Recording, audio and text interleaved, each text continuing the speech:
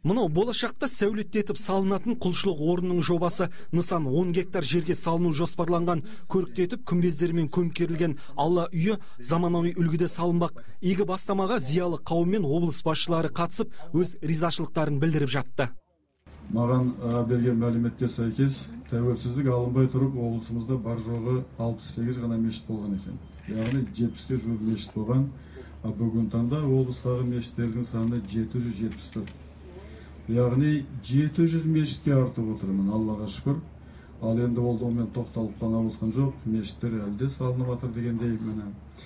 Мұндағы жобада құлшылық етемін деушілерге барлық жағдайды қарастырыпты. Келушілерге арнайы автотұрақ, лифт, эскалатор, сондай-ақ ауа ағымын реттеуге арналған соңғы үлгідегі жүйелер жасалады деп күтілуде. Ерлер мен әйелдерге арналған барлық жағдай қарастырылыпты. Сонымен қатар тамақтануға арналған зал мен неке сарайы, медресе мен кітапхана және фитнес залдарда жұмыс жасайтын болады.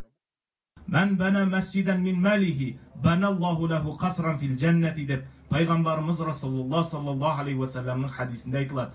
Бұл хадистің мағынасы кімде-кім Алланың разышылығын үміт еткен халде, Алланың жердегі үйін тұрғызса, Аллах тағала ол пендеге жәннатта қасыр тұрғызады деген. Сондықтан да Алла субхана ва тағала сіздердің барлықтарыңызға осындай игілікті іске қуанышты көңілмен келген барлықтарыңызға Алла жәннаттан сондай бір мекен нәсіп етсін деп тілейміз. Бүгіннен басталған мешіттің құрылыс жұмыстары жоспар бойынша 2016 жылы қасиетті Рамазан айында ел игілігіне берілмек. Облыс тарихында айрықша орын алатын бұл нысан жайлылығымен, қолайлығымен, сұлулығымен еліміздің еңселі мешіттердің қатарынан ойып тұрып, орын алары сөзсіз. Қанат Байысов, Мұрат Адинаев, ТВК телеарнасы.